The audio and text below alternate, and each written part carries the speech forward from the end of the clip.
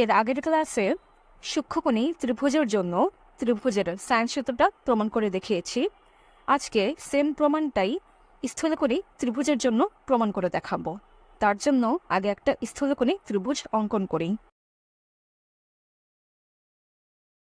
এখানে ABC একটা স্থূলকোণী ত্রিভুজ। এখানে সি কোণটা হচ্ছে স্থূলকোণ। এই সি কোণের বিপরীত বাহু হচ্ছে AB, যার মান হচ্ছে স্মল সি। এ কোণের বিপরীত বাহু হচ্ছে বিসি, যার মান হচ্ছে স্মল এ, এবং এই বি কোণের বিপরীত বাহু হচ্ছে এসি, যার মান হচ্ছে স্মল বি। এখন প্রমাণের জন্য এই বিসি বাহুটাকে বর্ধিত করে এই বিন্দু থেকে সেই বর্ধিতাংশের উপরে একটা লম্ব অঙ্কন করি। বর্ধিতাংশ বোঝানোর জন্য এই বাহুটাকে ভিন্ন রং দিয়ে দেখালাম। এখন এই বিন্দু থেকে এই বর্ধিতাংশের উপরে একটা লম্ব অঙ্কন করি।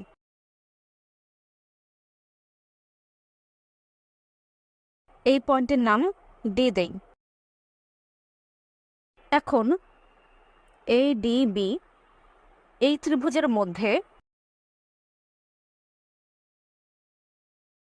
কোণ ADB, এই কোণের মান হচ্ছে 90 ডিগ্রি, এবং এই কোণের বিপরীত বাহু হচ্ছে AB, অর্থাৎ AB হচ্ছে এই ABD ত্রিভুজের অতিভুজ, এবং বি কোণের বিপরীত বাহু হচ্ছে AD, অর্থাৎ AD হচ্ছে লম্ব। সুতরাং সাইন বি ইকুয়ালস টু লম্ব বাই অতিভুজ। এখানে লম্ব হচ্ছে AD বাই অতিভুজ হচ্ছে AB, যার মান হচ্ছে সি।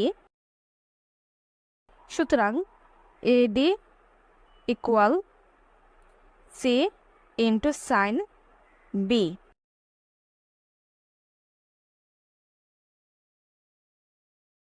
এখন ত্রিভুজ ACD এর মধ্যে কোণ ACD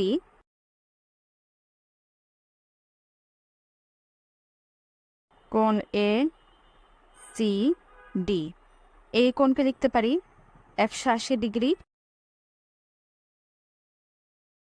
মাইনাস কোণ ACB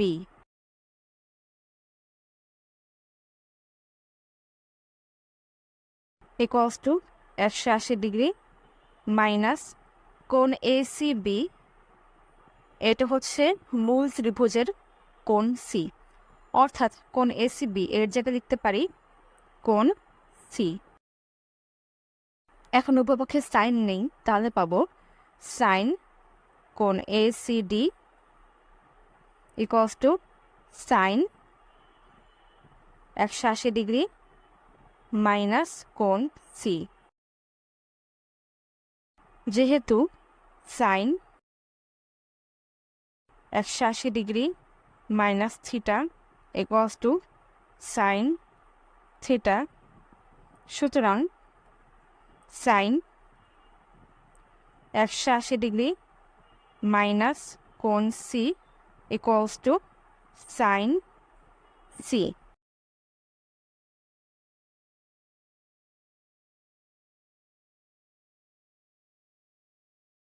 অর্থাৎ সাইন কোণ ACD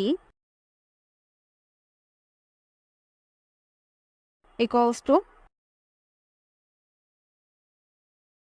সাইন সি। এখানে এই সি কোণটা কিন্তু এই কোণটা, এটা অবশ্যই খেয়াল রাখতে হবে।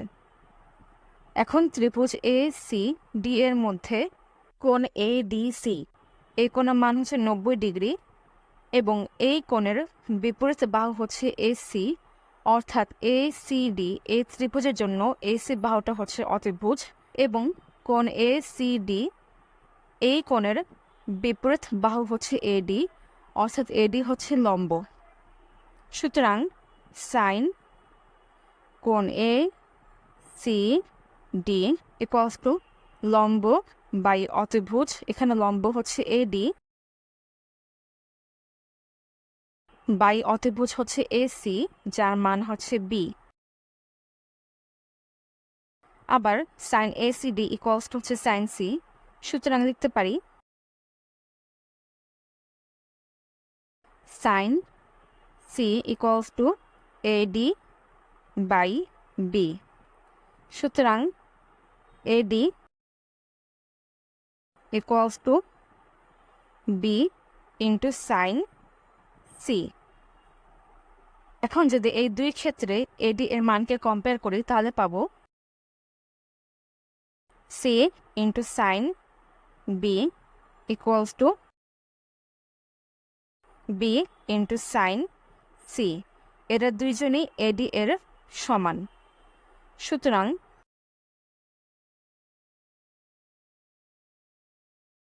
C by sine C equals to B by sine B.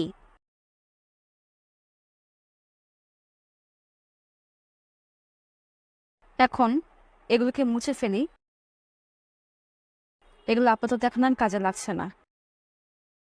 শুধুমাত্র যেগুলো কাজে লাগছে সেগুলোকে রেখে দিচ্ছি।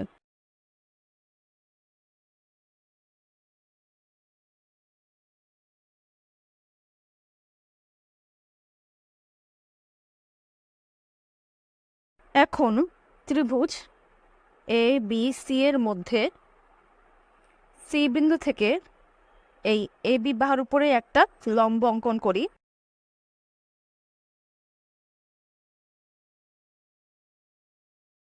ধরি তা এ বি বাহুকে এই ই বিন্দুতে ছেদ করে। এখন ত্রিভুজ বি ই সি এর মধ্যে কোণ বিইসি এর মান হচ্ছে 90 ডিগ্রি এবং এই কোণের বিপরীত বাহু হচ্ছে বিসি। তাহলে এই ত্রিভুজের জন্য বিসি হচ্ছে অতিভুজ এবং কোণ বি এর বিপরীত বাহু হচ্ছে সিই, অর্থাৎ সিই হচ্ছে লম্ব। সুতরাং সাইন বি ইকুয়ালস টু লম্ব বাই অতিভুজ, এখানে লম্ব হচ্ছে সিই বাই অতিভুজ বিসি, যার মান হচ্ছে এ। সুতরাং CE equals to A into sine B. আবার ত্রিভুজ এ ই সি এর মধ্যে কোণ এ ই সি এর মান হচ্ছে 90 ডিগ্রি এবং এ কোণের বিপরীত বাহু হচ্ছে এ সি। তাহলে এই এ ই সি ত্রিভুজের জন্য এসি বাহুটা হচ্ছে অতিভুজ এবং এই এ কোণের বিপরীত বাহু হচ্ছে সিই, অর্থাৎ সিই হচ্ছে লম্ব। সুতরাং সাইন এ ইকুয়ালস টু লম্ব বাই অতিভুজ, এখানে লম্ব হচ্ছে সিই বাই অতিভুজ হচ্ছে এসি, যার মান হচ্ছে বি। সুতরাং C E equals to B into sine A. এখন এই দুই ক্ষেত্রে সিই এর মানকে যদি কম্পেয়ার করি তাহলে পাবো